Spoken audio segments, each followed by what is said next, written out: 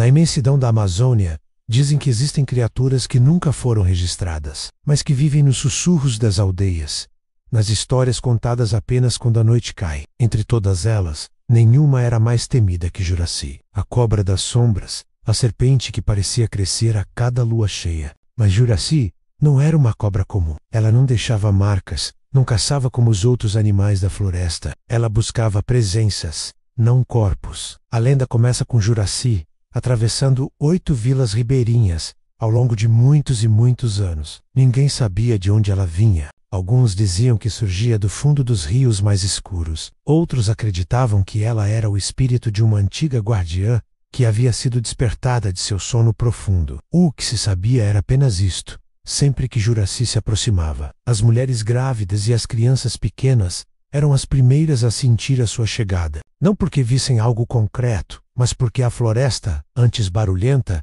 tremia com um peso invisível e silencioso. Os moradores mais antigos sabiam reconhecer o sinal. Antes de Juraci chegar, algo muito estranho acontecia. Os peixes paravam de saltar na água, os pássaros desapareciam completamente do céu, e a superfície dos rios ficava espelhada, lisa demais, como se estivesse segurando a própria respiração. Era nesse momento que os mais velhos murmuravam, com os olhos fixos na água parada: a Juraci está mudando de rio. Protejam as casas. E assim começou a travessia dos 8 rios. Na primeira vila, ela apenas passou. Ninguém viu seu corpo. Ninguém viu seus olhos. A única coisa que aconteceu foi que, na manhã seguinte, as portas de todas as casas amanheceram abertas, mesmo tendo sido trancadas por dentro na noite anterior. Um aviso silencioso. Na segunda vila, o terror veio pelo som. Os cães latiram durante toda a madrugada, desesperados, para uma escuridão vazia. No dia seguinte, todos os cachorros da vila estavam mudos, imóveis,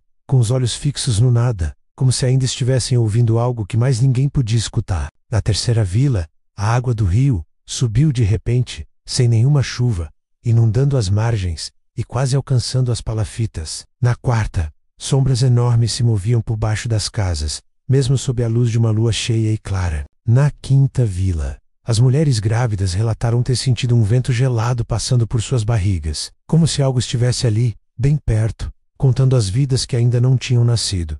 E assim foi, vila após vila. Juraci nunca tocava em ninguém. Ela nunca atacava. O terror estava justamente nisso, no fato de que ela apenas observava, silenciosa, escondida na escuridão dos rios, como se estivesse escolhendo algo que ninguém conseguia entender. Mas foi na 8ª vila, a Vila da Névoa, que a lenda ganhou sua força máxima. Numa noite coberta por uma neblina tão densa que mal se via a um palmo de distância, as mães apertaram seus filhos nos braços, e a comunidade inteira se trancou em casa, em oração. O rio, que sempre fazia seu barulho constante de correnteza, ficou completamente mudo.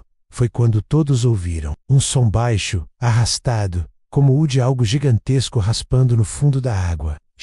Não era um som de ataque, era um som de passagem. Uma sombra enorme, longa demais para ser descrita, moveu-se sob a superfície do rio. Era tão grande que parecia cobrir toda a extensão da margem, mas ninguém conseguiu ver uma cabeça. Ninguém viu uma cauda, apenas a forma indefinida, escura e gigantesca, e o medo que ela carregava consigo. A lenda diz que, por um momento, a sombra de Juraci parou exatamente em frente à vila. E, por alguns segundos que pareceram uma eternidade, algo olhou para cima da água, não com olhos, mas com uma presença que parecia cheirar o ar, como se contasse quantas vidas novas nasceriam naquele lugar. Então, tão silenciosamente quanto chegou, a sombra mergulhou de volta para o fundo do rio e seguiu seu caminho em direção a outro lugar, outro rio, outro mistério. Até hoje, ninguém jamais descobriu por que Juraci buscava as grávidas e as crianças. Alguns dizem que ela era uma guardiã, e não uma predadora. Outros acreditam que ela escolhia certas vilas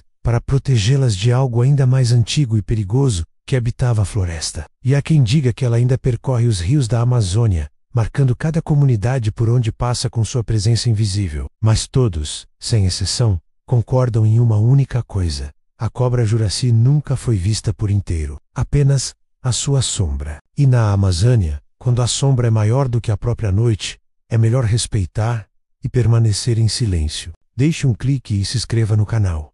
Até a próxima.